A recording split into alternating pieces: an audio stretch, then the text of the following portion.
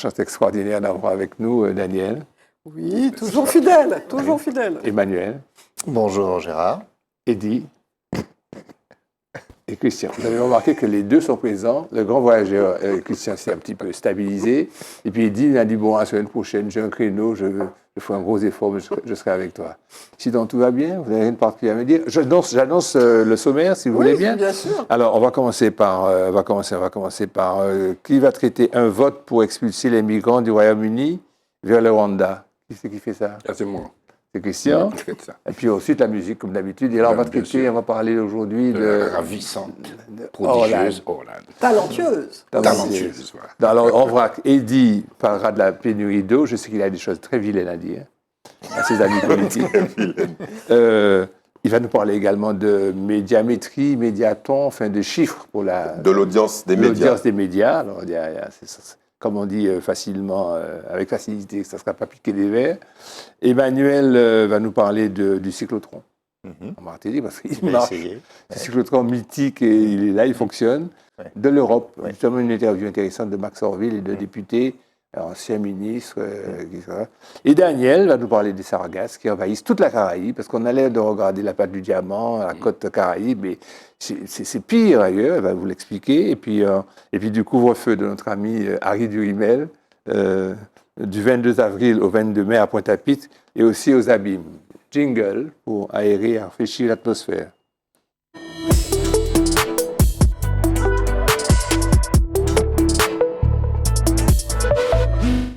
Alors, Christian, ça, pour les humanistes comme nous et comme toi, il faut accepter le fait que la Chambre des communes, pour expulser les migrants du Royaume-Uni vers le Rwanda, a pris des dispositions, a voté une loi.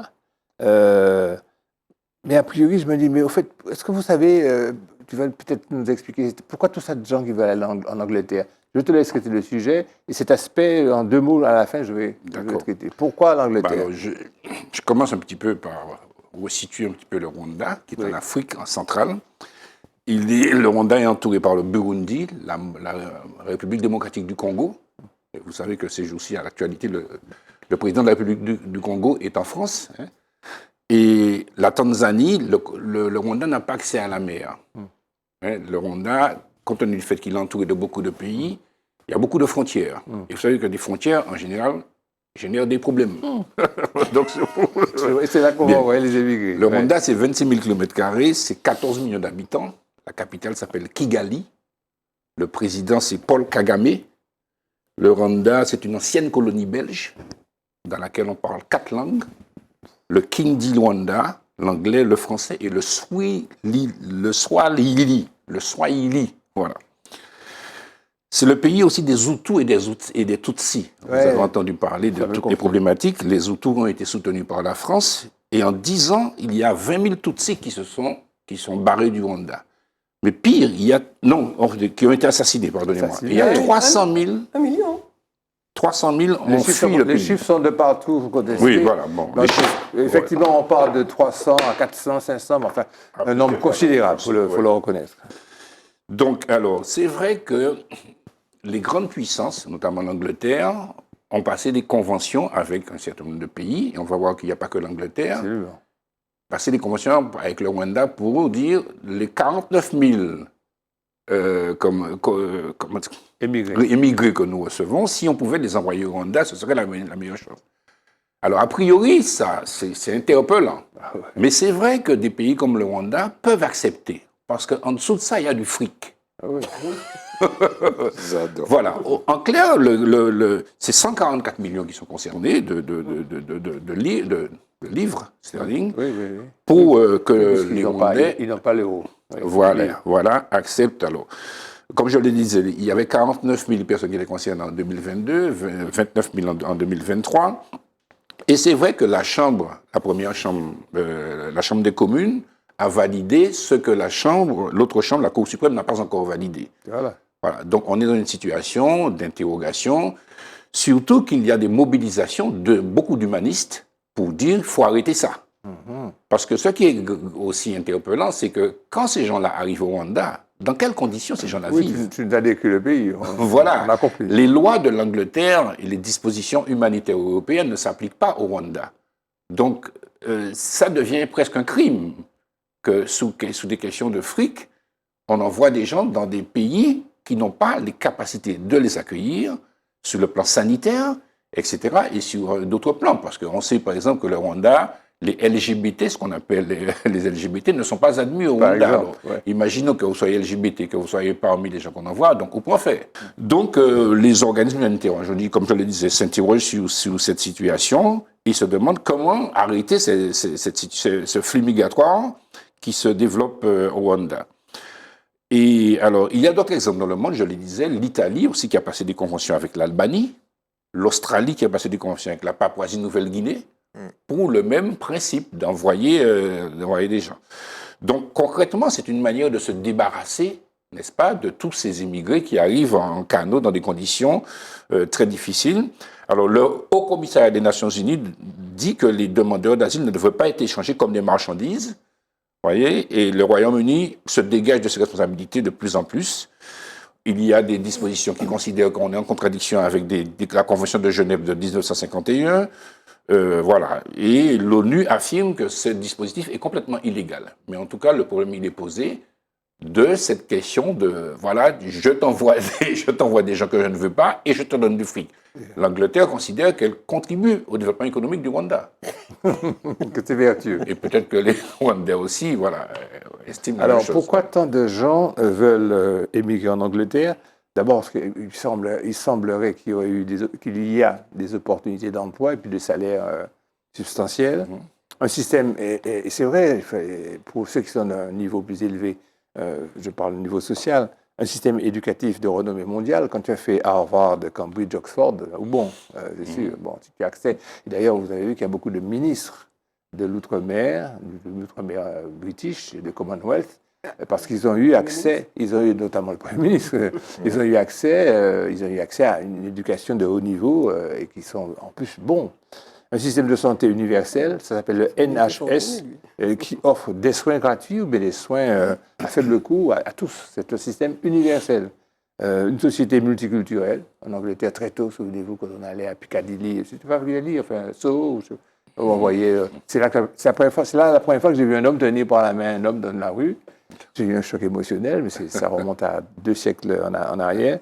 Une grande communauté d'immigrés qui sont venus du monde entier, vous avez vu, et puis on conserve leur identité. Vous avez vu ces policiers qui conservent leur turban. C'est un pays qui a certaines particularités qui attirent les gens, mais notamment avoir des revenus. Et je comprends pourquoi les gens sont prêts à mourir, à quitter la France républicaine, la France que nous aimons, la première patrie, etc. Taïus, pour aller en Angleterre. Voilà. Pas de commentaires, rien à dire. Vous ne me laissez pas le temps de trouver d'autres sujets. Vous me laissez là tout seul. Il y a quand même le nom de la loi. Le nom de la loi qui a été voté par. Alors, la Chambre des Lords, la Chambre des Lords a refusé de voter cette loi. Déjà une première fois. Et la Chambre des représentants a voté. Le nom de la loi est quand même fantastique. C'est la loi sur la sécurité du Rwanda. Ouais. Ça, c'est oui, absolument. Bon, écoute, toi, tu as la parole. Parle-nous de la pénurie d'eau en Martinique. L'eau. Ne sois pas trop méchant, je t'en prie.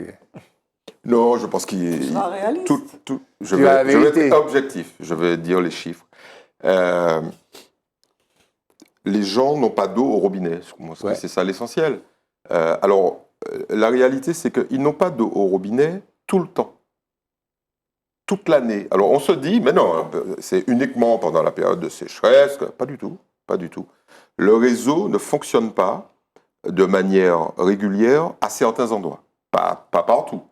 Globalement, il fonctionne, mais il y a des gens qui, définitivement, il y a des quartiers qu'il ne faut pas habiter, de toute façon, parce qu'il y aura des coupures structurelles qui sont liées à la faiblesse du réseau, à la fragilité du réseau.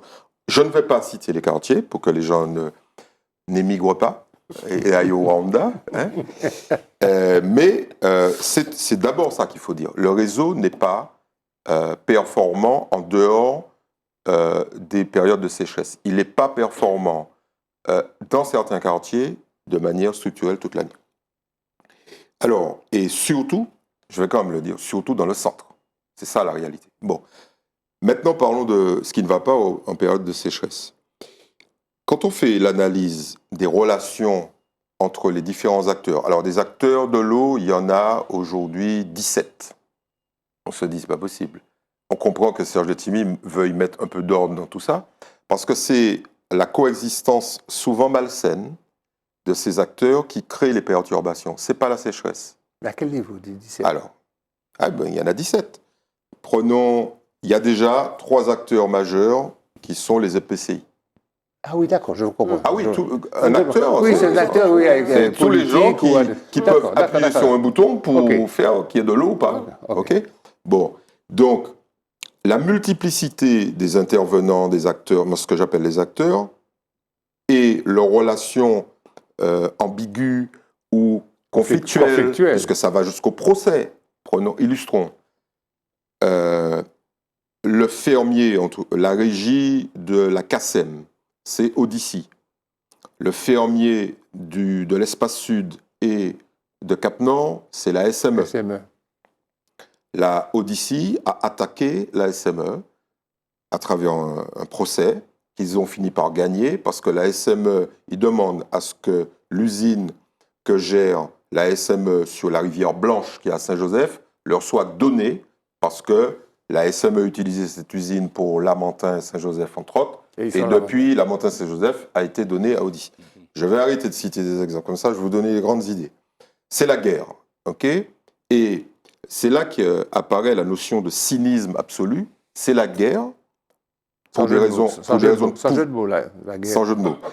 Pour des raisons de pouvoir, pour des raisons financières. Et au final, il y a des gens qui n'ont pas d'eau. Ok? Donc ça, c'est un premier élément. Il y a un deuxième élément, c'est la guerre aussi entre politiques. Prenons un exemple parfait. Cap-Nord, à un moment donné, a dit à Shellcher, bon, écoute, on va faire preuve de solidarité, vous avez des problèmes d'eau, c'est clair, vous n'avez pas accès à l'eau, Shellcher, il n'y a pas de rivière pour prendre de l'eau. Nous, on a une source qui est au nord, qui s'appelle la source Morestin. On va vous donner de l'eau à Morestin, donc construisez un canal entre Casse-Pilote et Shellcher pour qu'on vous envoie de l'eau. L'eau arrive jusqu'à Casse-Pilote, il suffit de brancher les tuyaux, à Shellcher, on aura de l'eau. Et puis, depuis... Silence radio. Oui, les travaux ont été faits. Tout est prêt. Il suffit d'ouvrir la vanne. Et en novembre 2023, les hommes politiques du Nord ont dit nous pas à chercher de l'eau. Ils n'ont pas expliqué pourquoi ils ne donnent pas d'eau. Aujourd'hui, ils essaient de dire oui, mais il n'y a pas suffisamment d'eau à Morestin. Tout ça, globalement, c'est une blague. Ok.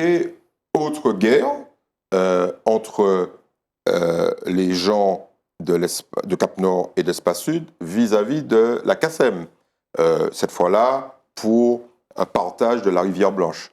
Celui-là prend trop d'eau, accuse l'autre de prendre trop d'eau. En rétorsion, celui-là envoie moins d'eau dans le sud. Enfin, bon, c'est un carnage. L'idée est la suivante. Tout ça est dû à une problématique majeure et structurelle de l'eau, c'est la corruption.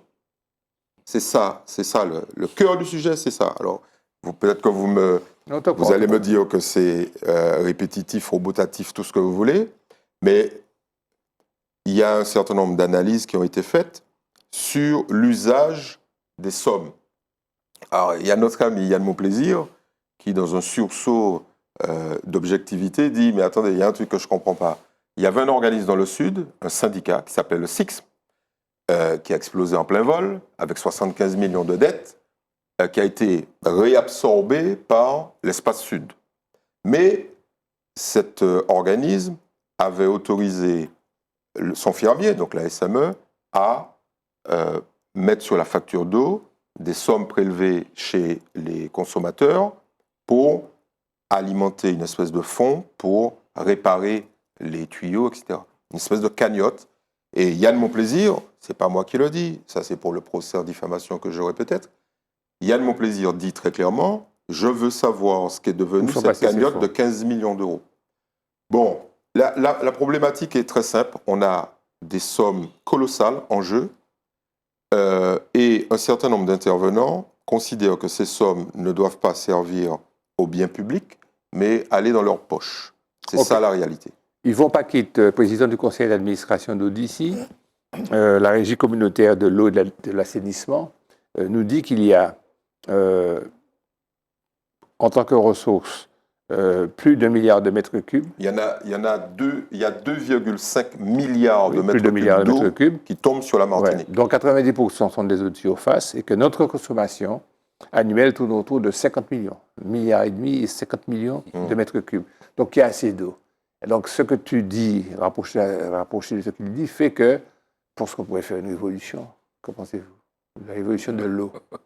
Hein, pas des œillets comme au Portugal. Non, mais c'est nécessaire parce que là, on parle de l'eau potable pour. Mais que c'est les un gens droit boivent. humain. Mais on ne parle pas de l'eau pour l'agriculture, par exemple. Là, par exemple, très clairement, dans le sud, c'est mort. Hein. Il y a les cultures de bananes, même un certain nombre de cultures vivrières sont menacées par le fait que le barrage de la Manzo a des problèmes. est vide. Et si on le remplit, comme il est resté très longtemps à mi-niveau, la partie supérieure a séché, s'est craquelée. Si on remplit le barrage, il semblerait Qu'il explose. que le barrage puisse exploser. Bon, toi, tu es un oiseau de prédiction. C'est pas moi qui dis ça. Ce sont les agriculteurs qui Emmanuel, le cyclotron de Martinique va recevoir ses premiers patients. Alors, un cyclotron, tu vas l'expliquer, c'est un accélérateur de particules qui permet de produire je ne comprends rien de ce que je lis là, des isotopes radioactifs. Ces isotopes, avec ça, sont ensuite utilisés dans les examens de médecine nucléaire, comme la TEP, ça je comprends, la tomographie par émission de position, et la scintigraphie, ça aussi je comprends, mais tu vas être plus clair que moi. Alors, le cyclotron, c'est une grosse machine nucléaire qui permet, en quelque sorte, de fabriquer des molécules de diagnostic du cancer et de faire lire ces molécules de diagnostic à des TEP scans pour pouvoir faire un diagnostic rapide, correct et précis en vue de soigner les cancers. Donc c'est un appareillage qui est, on va dire, plugué au TEP scan. Et on est là dans l'imagerie médicale, l'imagerie nucléaire médicale, avec des équipements de très haute technicité. C'est ça le cyclotron en fait. Alors on se souvient qu'il y a quelques années, il y avait une petite polémique, puisque il y avait 2 cyclotrons qui arrivaient dans notre région, un en Guadeloupe, un en Martinique. Et puis, on s'est ému du fait que la Martinique ait pris du temps à faire tourner son cyclotron. Et quand on regarde et quand on compare les dossiers, en fait, on compare coco et pis-abricot, parce que c'est pas pareil. Le cyclotron de Guadeloupe, qui est en marche depuis à peu près 2 ans, c'est un petit appareil, assez petit, qui n'est même pas suffisant pour servir les besoins de la Guadeloupe. En revanche, le cyclotron de la Martinique, c'est un très gros appareil, c'est un cyclotron industriel qui est largement surdimensionné pour la Martinique. Prévu pour desservir la Caraïbe. Alors justement, c'est là que c'est intéressant parce que cet équipement, c'est un choix stratégique et à mon sens, c'est un bon choix d'avoir été dans cet équipement. Ça oblige d'une certaine manière le CHU à coopérer avec la Caraïbe, avec nos voisins et à devenir un acteur d'attractivité majeur de toute la grande région. Parce que ce cyclotron, pour pouvoir être rentabilisé, il faut au moins qu'il soit connecté à au minimum 6 à 7 TEP scans. Et donc, pour pouvoir y parvenir, donc c'est des TEP scans qu'on peut retrouver dans le reste de la Caraïbe, pour pouvoir y parvenir, le CHU a constitué un institut. Alors, tenez-vous bien, parce que j'ai appris ça et j'en étais pas conscient. Nous sommes aujourd'hui, grâce à cet équipement, le premier institut d'imagerie moléculaire de France. Cette machine n'existe pas en France. Elle n'existe pas en France. Mais nous sommes, en termes d'équipement, les premiers de France. Devant les grands hôpitaux que l'on peut citer, on est comparable à un équipement qui existe à Zurich, au niveau de l'Europe. Donc on a un équipement majeur. Et cet équipement, aujourd'hui, nous oblige à coopérer, donc nous force à aller au-devant des marchés barbadiens, trinidadiens, et peut-être même américains, probablement, pourquoi pas demain. Donc on est en train de faire, et ça complète un peu la conférence à laquelle on a assisté il y a quelques semaines déjà avec Rodrigue Alexander, qui nous montrait l'ambition qu'il y a derrière le CHU. Eh bien ça, on a pour le coup avec cet équipement une ambition très très forte qui nous oblige, parce que c'est pas tout d'avoir un équipement majeur, il faut maintenant le faire tourner.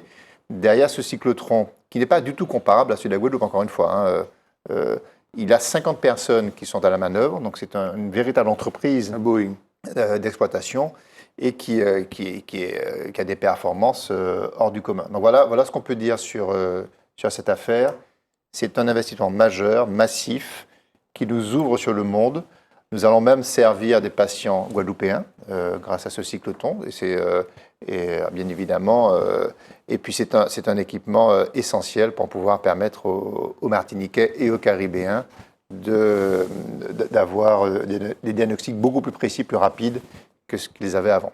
Deux choses. Ce que j'avais retenu, c'est que ce dispositif permet de traiter avec beaucoup plus de précision les parties, effectivement, les métastases, en fait, les parties qui sont à la tête, les cellules. Ça distingue, ça permet de ne pas faire donc, un traitement de masse comme avant, avec les cheveux qui tombent, des gens qui sortent de la l'ABT, qui à la limite meurent du traitement. Donc ça, c'était un progrès colossal. C'est ce que j'avais retenu. Puis deuxième chose que j'ai retenu, ce que tu dis, c'est cette coopération caribéenne. Ça va dans le droit fil des ambitions de notre collectivité actuelle, et ça c'est extraordinaire. Et puis enfin, ils vont recevoir quelque chose de nous. Autre que ce qu'ils reçoivent de l'Europe et autre que ce qu'ils reçoivent des Chinois ou des Taïwanais, et ça serait plus harmonieux aussi pour la relation fraternelle avec les Caraïbes. Oui, Daniel. sur ce point, c'est pour rebondir sur la conférence que Rodrigue Alexander a donnée à Tous Créoles. Il expliquait que le ministre de la Santé de Sainte-Lucie est venu récemment visiter et qu'il a dit je signe tout de suite pour prolonger et augmenter la coopération avec Sainte-Lucie. Avec Sainte-Lucie, parce que la MENAR a effectivement une coopération avec Sainte-Lucie. Absolument. Autre coopération peut-être négative, c'est les sargasses qui envahissent toute la Caraïbe, mais de façon excessivement pernicieuse et pas simplement polluant le fond d'une baie, lâchant des pestilences, rendant les gens malades. Je le reconnais, en Martinique, ça va beaucoup plus loin. Je te passe... Oui, alors, il n'y a pas très longtemps, il y a un grand quotidien français, hexagonal, qui a publié Les Sargasses, le cauchemar des Caraïbes. Parce que, effectivement, toutes les îles de la Caraïbe sont touchées. Et là, spécifiquement, dans le sujet que Gérard m'a demandé de traiter, il était question d'une île vierge britannique qui a vu tout son système d'alimentation en eau perturbé parce que les sargasses se sont introduites dans les tuyaux de l'usine de dessalement d'eau de mer. Alors, il y a plusieurs îles de la Caraïbe qui fonctionnent grâce pour avoir de l'eau. Nous, on a de la ressource si on n'a pas les bons tuyaux. Eux, ils n'ont même pas la ressource. Parce qu'il ne pleut pas, parce qu'ils n'ont pas de forêt, ils n'ont pas de rivière. Et donc, ils doivent dessaler. Il y a plusieurs îles de la Caraïbe qui utilisent. Anguille, Saint-Martin, etc., etc. Et il y a aussi des usines d'électricité qui sont impactées. Alors, qu'est-ce qui se passe? C'est pour les îles Vierges, mais aussi Saint-Domingue. Il y a toute la production d'eau qui est impactée et la production d'électricité dans certains cas. Et les conséquences sont majeures parce que ce sont des îles qui, comme principale ressource, c'est le tourisme. Et ce sont des îles qui ont été, dans lesquelles il y a des investissements colossaux parce qu'il y a des marinas, il y a des milliardaires qui viennent, donc les ressources sont là. Et quand vous avez votre économie touristique qui est impactée parce qu'il n'y a pas d'eau, parce qu'il n'y a pas d'électricité, parce que les plages sont envahies par les sargasses, là, vous avez un véritable problème. Et là, moi, je dois dire que quand on regarde bien, eh bien, il n'y a pas de plan sargasse, ni un ni deux, pour ces cas-là. La problématique, elle est terrible pour ces îles. Et parce qu'on explique que compte tenu de leur statut, elles sont indépendantes, mais elles sont un territoire d'outre-mer de la Grande-Bretagne. Et à ce titre, elles ne peuvent pas être éligibles à des fonds qui européens, par exemple. non, des fonds de l'ONU. Oui, même de l'ONU. Les Européens, c'est même pas ça, c'est l'ONU. L'ONU a des fonds qui sont des fonds de résilience, par exemple. Ils ne peuvent pas y accéder du fait de leur statut. Donc, par conséquent, ça ne nous encourage pas. Mais ils sont arrivés à la même conclusion que nous, quand même, dans ces États. C'est qu'il vaut mieux, il faut récupérer les sargasses en mer et ne pas les laisser s'échouer. Et enfin, rappeler qu'il y a des plans quand même qui sont en étude pour voir comment les utiliser, que ce soit à des fins industrielles, à des fins d'engrais pour l'agriculture, à des fins, récemment, il y a eu des chercheurs martiniquais qui ont étudié les propriétés des sargasses pour le charbon actif. Et on se demande même si ça ne peut pas être utilisé pour dépolluer les sols de la chlordécone. Donc, par conséquent, il y a à la fois c'est un problème, mais qui permet d'avoir de l'ingénierie pour pouvoir y remédier et en même temps des solutions pour l'agriculture et pour la recherche. Emmanuel nous parle souvent d'une expérience qui a été faite ici et qui apparemment était prometteuse. Je sais pas oui. D'abord, il y a plusieurs choses à dire parce qu'il faut savoir que les premiers filets qui barrent les sargasses, c'est une initiative privée. Au François, avec une association qui s'est organisée autour et qui aujourd'hui est devenu un système totalement éprouvé qui peut, à mon avis, se répandre dans le reste des îles Caraïbes. Ça veut dire que l'initiative privée prend le relais de parfois des insuffisances publiques et c'est important de le noter. Et puis la deuxième chose, en effet, c'est la ressource sargasse qui est un vrai drame parce que c'est intermittent et ça vient bousiller les côtes. Mais malgré tout, du fait de l'intermittence des vagues de sargasses, on ne peut pas fonder une industrie régulière sur cette ressource qui est trop aléatoire malgré tout. Et là, il y a des recherches qui sont en cours en ce moment pour pouvoir exploiter la sargasse en allant la chercher de manière récurrente, plutôt au large, pour pouvoir alimenter notamment des filières d'énergie. Donc ça, ce sont des études qui sont en cours.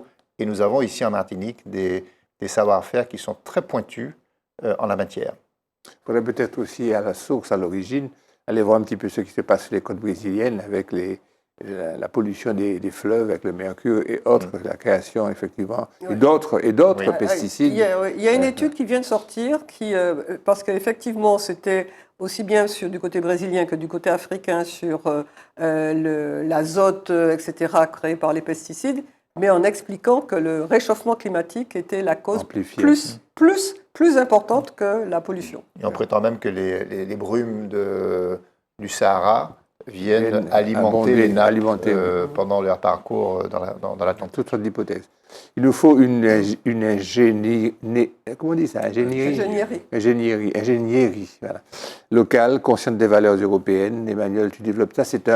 Je suis fondé sur une interview après le passage de Max Orville avec un député. Oui, alors, Max Orville, qui est un député européen, martiniquais, qui a fait un demi-mandat, puisqu'il a pris ses fonctions en cours de mandature, puisqu'il était dans cette classe charnière, et donc c'est à l'occasion de mercato politique qu'il a pu occuper son poste. Mais en 2 ans, il a fait, à mon sens, l'équivalent d'un mandat de 5 ans. Donc il s'est montré très actif, il a été sur beaucoup de chantiers, beaucoup de dossiers. Et là, il était venu faire un état des lieux des projets financés par l'Europe. C'était ça son mission. Absolument. Il est venu ici, donc il vient régulièrement ici, notamment en faisant venir des parlementaires européens. Ça, c'est un peu son dada. Il veut connecter nos régions et les mettre en contact avec des décideurs de l'Europe. Et donc là, en l'occurrence, il a fait une grande interview. Il dit beaucoup de choses, donc c'est compliqué à résumer. Mais ce que je retiens comme idée centrale, c'est de dire, en gros, il rappelle que l'Europe est dans le quotidien de la vie des Martiniquais. L'Europe est partout. Dans les équipements, dans la formation des hommes, dans l'éducation, avec les programmes Erasmus, dans les équipements économiques comme le port, l'aéroport, etc., etc. L'Europe, c'est 600 millions d'euros de fonds européens pour la prochaine mandature, donc c'est quand même des sommes importantes, et qui sont au service des projets des Martiniquais. Donc c'est ce qu'il faut rappeler. L'Europe, c'est l'agriculture qui est organisée, c'est le label AOC qui fait qu'on a un rhum qui se distingue dans le monde entier. Enfin, c'est énormément de choses dont on n'est pas forcément conscient. Et puis c'est aussi, dit-il, des valeurs qu'il faut rappeler, parce que ce n'est pas simplement un guichet où on récupère l'argent de l'Europe. Non, il faut aussi adhérer aux valeurs de l'Europe, c'est-à-dire les valeurs de démocratie, les valeurs républicaines, les valeurs d'humanisme. Tout ça, il fait vraiment attention à associer l'aspect utilitaire de l'Europe à l'aspect valeur de l'Europe. Et puis, il dit, en substance, nous avons la chance d'être dans une zone du monde où nous bénéficions de cette connexion à l'Europe. Il faut rappeler que au niveau européen, les territoires d'outre-mer représentent 3% de la population et que ces 3% de la population consomment 20% des fonds européens. C'est-à-dire qu'il y a un service très supérieur par rapport aux autres territoires d'Europe qui est versé sur nos territoires. Et donc, il dit, nous avons la chance de bénéficier de ça.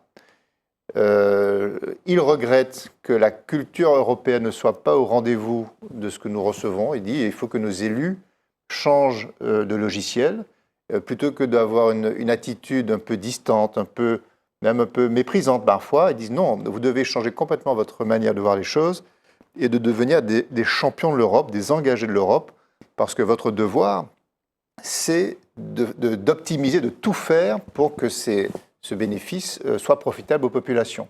Donc c'est là qu'il dit qu'il faut développer une ingénierie, il faut revoir notre manière d'aborder l'Europe pour devenir des experts sans aucun complexe. Et dans tous les domaines, hein. On parle des fonds européens qui a fait l'objet de plusieurs sujets récemment. Mais en gros, c'est arrêtons d'avoir ce regard politique, un peu de mépris, pour dire nous avons une chance, utilisons-la en devenant nous-mêmes, en nous remettant en question à travers des outils qu'on doit déployer pour devenir les champions du monde de l'Europe. Il faut reconnaître qu'il y a des formules qui sont difficiles à avaler pour la façon dont on pensait avant, dont on pensait un petit peu notre identité, notre destinée. La Martinique, vitrine de l'Europe, bon, c'est un petit peu difficile à avaler. Mais bon, est-ce que le pragmatisme ne nous oblige pas à surmonter ça? Parce qu'après tout... Des sous-porteurs des intérêts économiques de l'Europe. Bon, mais qu'est-ce qui peut nous en rester, c'est ça? L'Europe, c'est aussi une manière... De toute façon, je crois qu'il faut se dire qu'on est, comme beaucoup de pays dans le monde, nous sommes des pays mondialisés, nous sommes connectés au reste de la planète. Donc nous appartenons à la Caraïbe, nous avons nos propres identités. Le fait d'appartenir à l'Europe nous met aux avant-postes de l'Amérique à travers des moyens dont on peut bénéficier.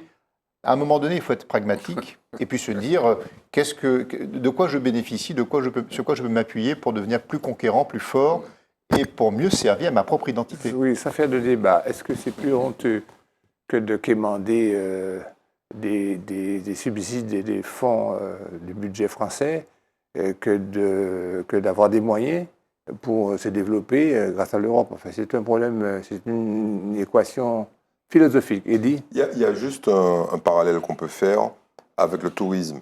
À l'époque, vous vous rappelez, on disait aux Martiniquais, les mecs, il faut être gentil, il faut sourire, il faut dire merci, il faut, excusez-moi, etc., pour que le tourisme se développe. Les Martiniquais envoyaient ces gens-là balader avec raison.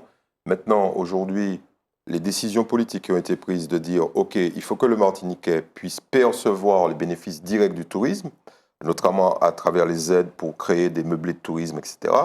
Eh ben, aujourd'hui, le Martiniquais est à fond pour le tourisme parce qu'il perçoit 250 millions d'euros directement. Si les gens qui s'occupent de l'Europe se disaient, bon, eh ben, on va faire en sorte que tous les Martiniquais qui ont un projet économique puissent bénéficier rapidement, simplement de l'aide européenne, les Martiniquais deviendraient des chauds partisans de l'Europe. Mais aujourd'hui, qui est-ce qui a des fonds européens? C'est des gens qui ont une ingénierie eux-mêmes parce qu'ils utilisent des cabinets pour avoir des dossiers. Et c'est hyper difficile pour un type qui a 50 000 euros. 50 000 euros, il ne touchera jamais de fonds européens. Alors que théoriquement, il pourrait. C'est lui qui devrait Bien en bénéficier. sûr, voilà, tant que les types ne toucheront pas le bénéfice, ça ne va pas se développer.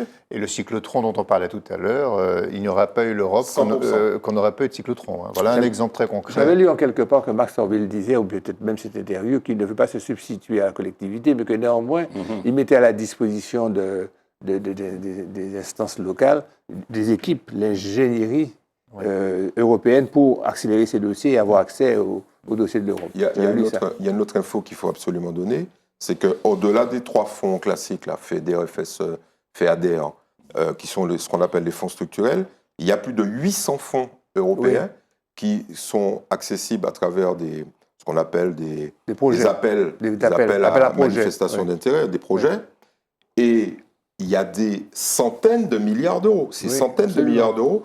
Et quand on pose la question aux gens de la CTM qui s'occupent de ça, combien de projets il y a eu, ben, ils disent ça. Oui, mais là-dessus, pour en avoir fait partie de projets de la sorte. Ça se passe en dehors de la CTM, ça se passe entre une association. Oui, effectivement, qui doit être l'élément moteur. C'est-à-dire qu'il faut que c'est ça, c'est il n'y a aucune communication sur ça. C'est ça, c'est adhésion à l'Europe. Voilà. Ça peut se passer, l'initiative peut venir de, on en parlait avant-hier, je crois que du particulier.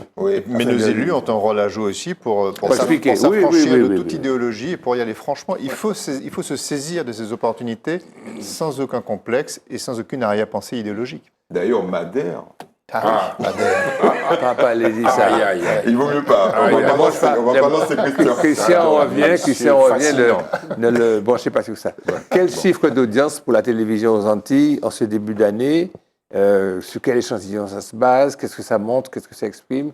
Quels sont les laissés pour compte de cette estimation? C'est Eddie Barajo, le spécialiste de la communication, qui va vous parler de ça. Je vais essayer de me faire de nouveaux potes. Oui, absolument. Bon, Médiamétrie est un institut qui mesure de manière régulière, moyenne en paiement, l'audience de la télévision en France, de manière générale, et puis dans les Outre-mer. Et de manière régulière, à travers ce qu'on appelle des vagues, publie des résultats d'audience. Alors, on va en parler, mais j'aimerais quand même insister sur le fait que il y a un reproche structurel qui est fait aux médias dont les résultats ne sont pas publiés ou pris en compte par Médiamétrie, à Médiamétrie, qui est le suivant, c'est que les clients de Médiamétrie sont ses actionnaires. Donc parfois, il est difficile de mécontenter ses actionnaires.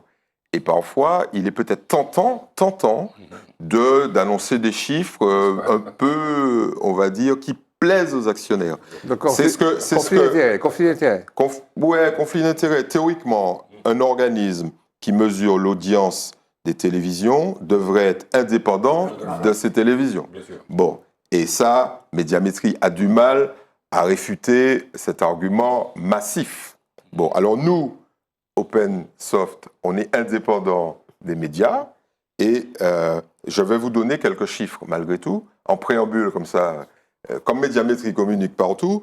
Alors, juste des chiffres qui ne vont pas aller sur la polémique, mais qui vont vous donner un certain nombre d'indicateurs. Donc nous, on fait tous les 3 mois une vague sur la mesure de la notoriété des médias, pas sur l'écoute, un peu sur l'audience, mais pas de manière très, très, très approfondie, pas du quart d'heure par quart d'heure, bien évidemment. Le taux d'équipement en Martinique, 400 personnes interrogées, échantillon représentatif de la population, très classique, au téléphone. Le taux d'équipement de téléviseurs en Martinique, il y a seulement 3%. Ça, on fait ça depuis 20 ans, donc les chiffres sont réguliers, Il y a seulement 3% des foyers martiniquais qui n'ont pas de télévision. Et il y a 34% des foyers martiniquais qui ont plus d'une télévision. J'allais dire même plus de 2 télévisions, puisque 8% ont plus de 2 télévisions dans le foyer. Ça, c'est intéressant. En termes de notoriété, les chaînes, le classement des chaînes est le suivant. Martinique, la première, 100% de notoriété. Tout le monde, y compris ceux qui n'ont pas de télé, savent qu'il y a une chaîne qui s'appelle Martinique Première. Alors, bravo à Zitata Télévision, puisque en un an, ils sont passés de 11% de notoriété à 38%. Wow. Donc, tu dis bravo. Pas ça parce que tu nous aimes, non? Non, pas du tout. Je vais citer les autres. Via Télévision est en 2e position à 89%, KMT 79%, Zouk TV 69% et Zitata 38%, Fusion 26%, eux aussi ils grimpent très très vite. Grafé TV, qui est une télévision religieuse, on est à 3%. Et donc ça, c'est la notoriété, ça ne veut pas dire qu'on regarde. Là, on va sur de l'audience cumulée.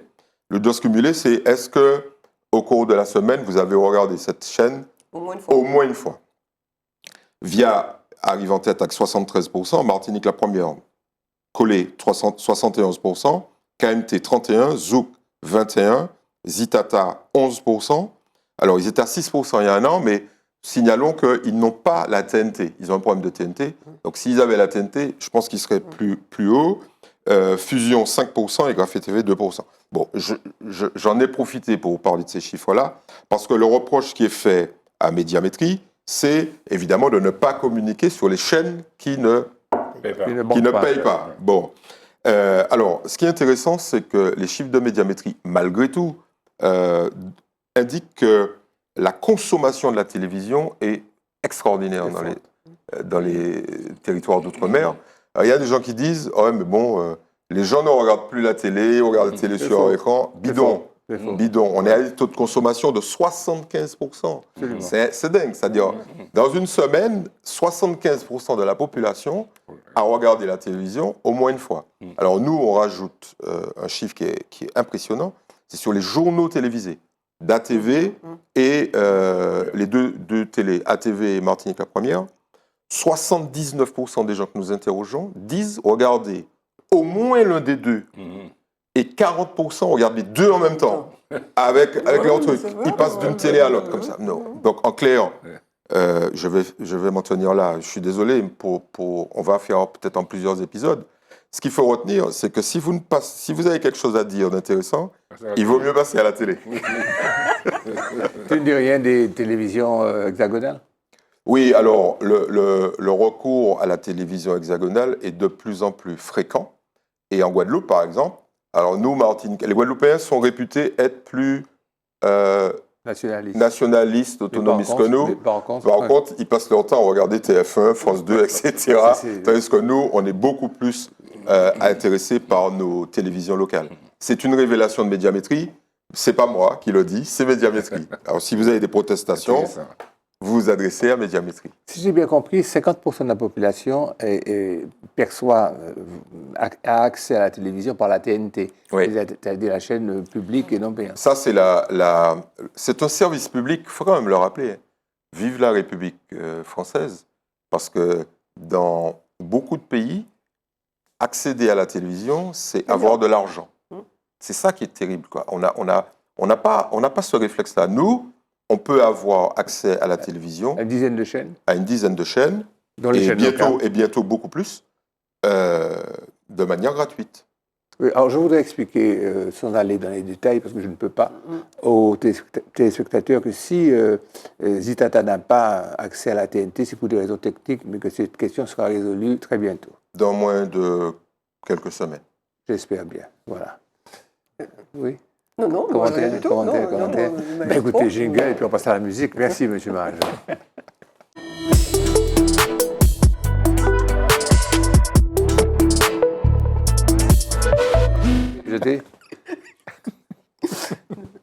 Je suis perturbé par un petit camarade. Et que quand on met ensemble des cerveaux comme ça pétille, ça fuse de partout, et ça me perturbe. Christian. Voilà, alors on va parler d'Orlan. Alors j'ai envie de dire, enfin, un petit jeu de mots, quoi. La plus martiniquaise des réunionnaises et la plus réunionnaise des martiniquaises. Ouais.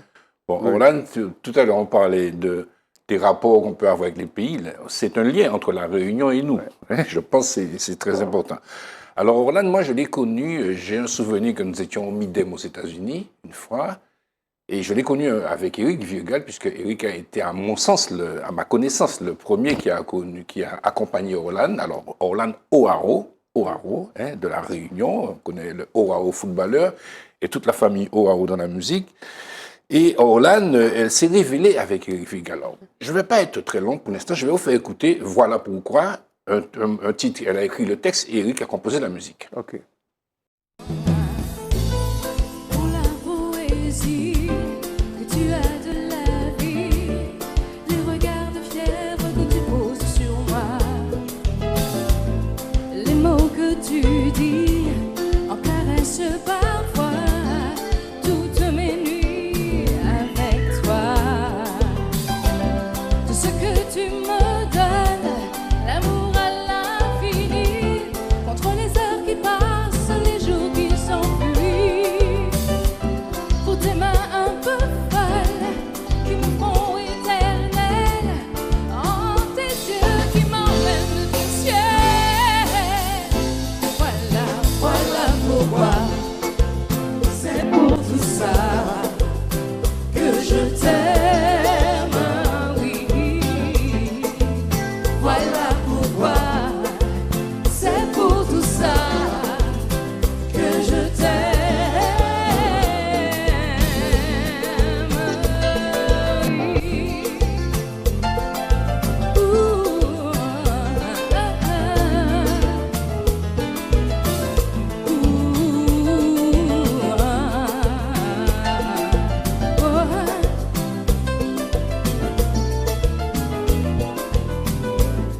étiez distrait, Absolument. je tiens à vous faire savoir que Orlan, c'est une voix extraordinaire.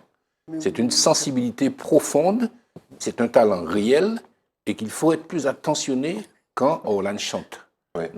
Bien professeur. Voilà, Très bien. voilà. Donc, je voulais vous dire également, elle a adopté le zouk, elle a porté le zouk, elle revient de tourner en France et partout.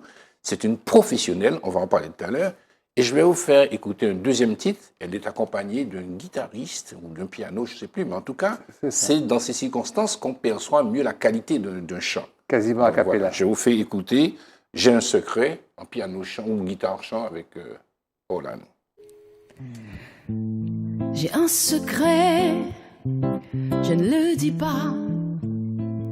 Un vrai de vrai, c'est lui et moi. Je voudrais lui apprendre mes rêves les plus tendres, où je donne tout mon cœur, tout mon corps sans remords. Quand il est là, c'est malgré moi. Je veux lui dire, je n'ose pas, et quand il me regarde, je peux lire un sourire dans ses yeux. J'aimerais me plonger à jamais moi-même. Mais moi, pas dit ça, moi-même. Pas qu'arriver dit ça, moi-même.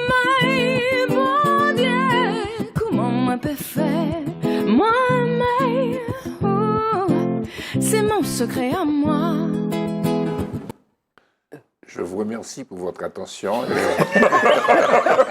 Absolument. Non, mais c'est très important parce que je pense que Orlan, elle a porté encore notre musique. Alors, c'est une artiste engagée également parce que vous savez, de ce que je connais d'Orlan, quand elle travaille avec Yves Riguel, elle a connu le succès. Mais après, elle s'est vraiment prise en main et c'est une artiste professionnelle. Elle ne vit que de ça. Vous savez qu'elle a été aussi la présidente du CRAN, qui a été la corporation qui a été créée après le Covid pour que la collectivité puisse aider les artistes professionnels. C'est quand même significatif qu'une artiste de la Réunion soit venue ici et prenne la tête du CRAN. Je crois qu'il faut lui rendre, la considération qu'on va. Alors, on va écouter un troisième titre, parce qu'elle a fait une expérience avec Raf Tamar, avec Malavoie, un titre merveilleux titre qui s'appelle Faya Lobby. On va écouter un petit extrait. Ah ouais. À supposer, dis-moi où c'est douter, où c'est j'aurais pitié moi. C'est toujours ma bagaille là, c'est moi qui pour pas donner. Ah, quand dis-moi c'est bon Dieu,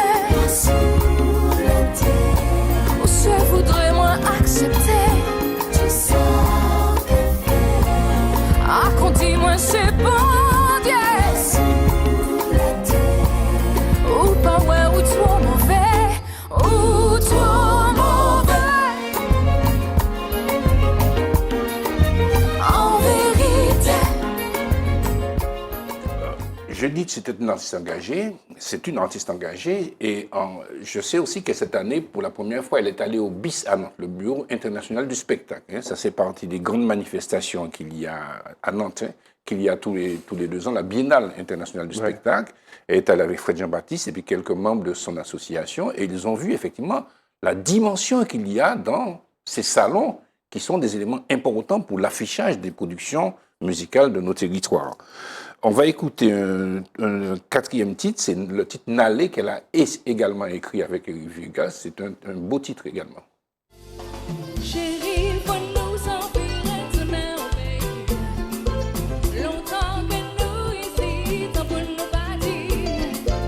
Mauvais dans tous les jours, oui, dis comment chez nous. Attention, nostalgie.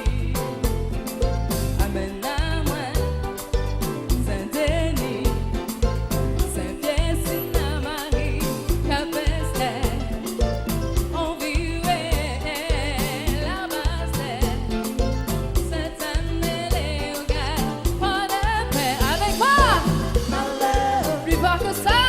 Malheur, malheur. On continue en vous disant qu'elle a écrit avec Christian Louiset, elle a écrit avec Jean-Philippe Fanfan, elle a écrit avec Thierry Fanfan, avec Philippe Joseph, elle a écrit plusieurs titres. Elle a 60 titres, elle a composé, où elle a travaillé avec d'autres à la SACEM. Elle a joué avec beaucoup Ronald Tull. Alors Ronald Tull est toujours dans les claviers. Il y a un pianiste qui s'appelle Jean-Michel Ragioli qui joue avec elle régulièrement. Et Michael Marnet. Elle a eu un trophée de la SACEM, bien sûr, puisque voilà, nous avons essayé de tout faire, n'est-ce pas, pour que le mérite soit récompensé. Et puis, voilà, on va vous écouter un dernier titre, mais avant, je vais faire un petit clin d'œil à un ami qui s'appelle Roger Akeyen, et qui est un amoureux de Roland. Alors, Roger, si tu nous regardes, je dis publiquement ce que tu me dis, confidentiellement. J'espère que je ne crée pas de turbulence chez toi. Il y a 80 000 personnes qui le savent maintenant. Voilà. Donc, on va écouter un dernier titre. Ça a été enregistré à la collectivité territoriale avec Michael Marnet, piano, chant de Orlan. Merci, Orlan, pour tout ce que tu nous as apporté.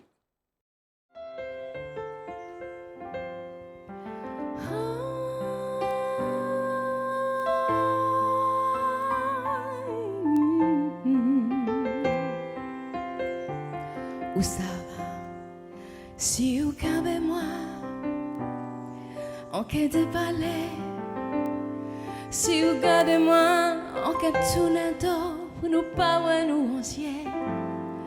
Vous savez qu'il a lu, qu'adouci comme moi. Vous savez qu'il musique, qu'à chalvire moi, qu'a fait moi tomber l'état. Et sous ça, moi, mère. Et sous ça, moi, mère, c'est pas tous les jours des mots en l'amour qu'à venir en bouche en moi.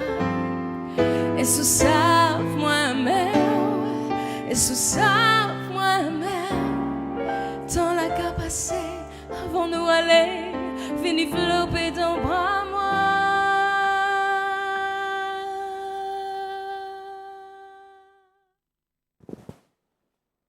Oui, on est sur le charme. Oui, absolument.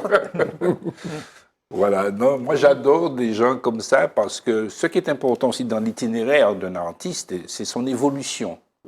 Tu vois, on passe de la musique la plus apportée des gens à une musique plus profonde, plus propice à développement du talent. À la Je réflexion, pense que Roland, à la méditation. Elle a joué aussi à notre festival Big in Jazz depuis pas mal de temps. Absolument. Et c'était une volonté aussi de lui permettre d'ouvrir un petit peu ses horizons. son répertoire. Dans des fois. Eh bien, écoutez, Christian est revenu, on se rend compte de la densité, le niveau. Vous avez vu aussi que M. Marajou est toujours aussi bon. Vous avez vu que j'ai complètement zappé un sujet qui était le couvre-feu à Pointe-à-Pitre. On va y revenir certainement. Je pense que ça ne va pas rester lettre morte. Il y aura des effets de ce couvre-feu. Aura-t-il réussi? Qu'est-ce qu'il a apporté à la paix sociale? Bon, enfin, je pense que moi, ma position est que c'était un peu trop. Je vous donne rendez-vous la semaine prochaine, en espérant que vous soyez tous là. Eddy sera là également. Et puis, je vous souhaite une bonne semaine à l'équipe, à Midi, à Flore, à Max Monrose, qui nous permet d'accéder à combien de personnes, Eddy?